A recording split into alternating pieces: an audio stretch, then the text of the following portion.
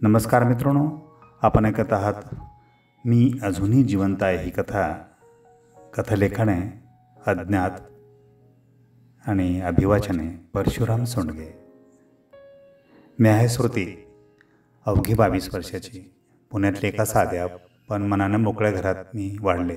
माझं घर फारसं बोलकं नाही आहे, पण त्यात प्रेम आहे.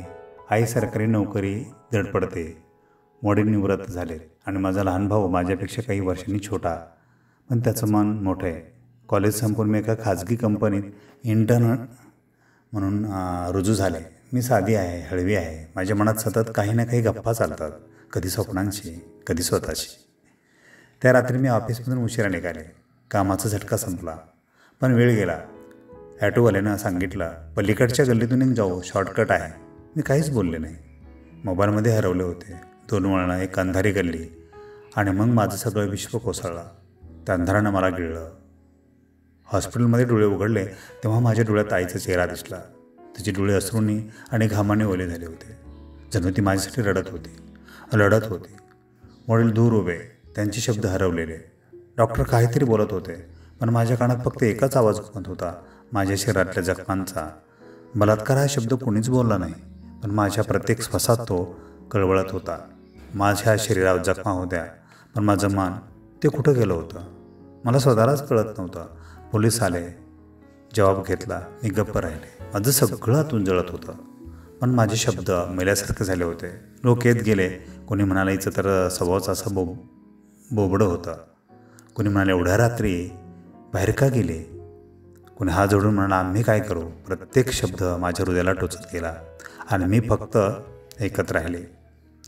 मी खिडकीजवळ बसायचे. तिथून निळा प्रकाश आत यायचा. सकाळ व्हायची, पण माझ्या मनातली ती काळरात्र कधी संपत नव्हती. दिवस गेले, आठवडे सरले. घरात सगळे अबोल. माझा भाऊ विचारायचा, पण माझ्याकडे उत्तरच नव्हतं.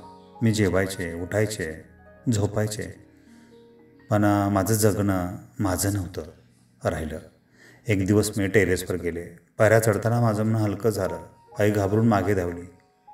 मी तिला पाहून हलकेच म्हणाले, आई, मी फक्त गार हवा घ्यायला आले, मी उडी नाही मारणार. माझे शब्दांत तिचे डोळे पाणावले आणि मला जाणवलं, मी अजूनही त्यांच्यासाठी जिवंत आहे. मी कॉलेजात परत गेले नाही, नवे कपडे घातले नाही, केस मोकळे वाढू दिले नाही. मित्रमैत्रिणींनी भेटायला आले, पण त्यांचं बोलणं कशी आहेस मध्येच अडकायचं.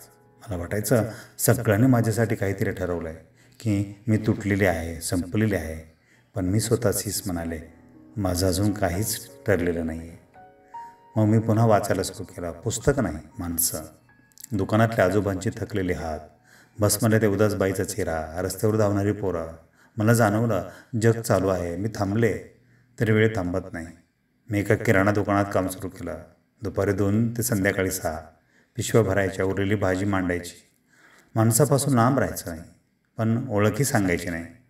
कोणी हसना म्हणाला तर मी फक्त मान डोलायचे, पण माझ्या मनात कुठेतरी एक लहानशी हसू जन्म घ्यायचा. एक दिवस मी आरशात पाहिलं, तोच चेहरा, पण आता त्यात काहीतरी नवं होतं. माझ्या डोळ्यात एक धडधड होती, भीतीची नाही तर जिवंत असण्याची. मी अजूनही रडते, एकटे असताना पाय ओढून झोपते, कधी मध्यरात्री स्वतःशी भांडते, स्वतःलाच प्रश्न विचारते. पण मी प्रत्येक वेळी उठते, चहाचा कप हातात घेते, सायकल चालवत कामावर जाते, परत येते. मी कोणाला काही न सांगता फक्त श्वास घेते. प्रत्येक श्वास माझा आहे. मी तो जिंकलेला आहे. माझ्या वहीच्या शेवटच्या पानावर मी लिहिलं आहे, कोणी विचारलं तर माझ्यावर काय झालं हे सांगू नकोस. फक्त सांग, मी अजून श्वास घेते आहे. मला मरायचं नव्हतं, मला फक्त जगायचं होतं. माझं फक्त जगणं हरवलं होतं. आता मी ते हळूहळू परत माझं करत आहे. धन्यवाद. ही कथा कशी वाटली नक्की कॉमेंट करून मला कळवा. लाईक करा, शेअर करा.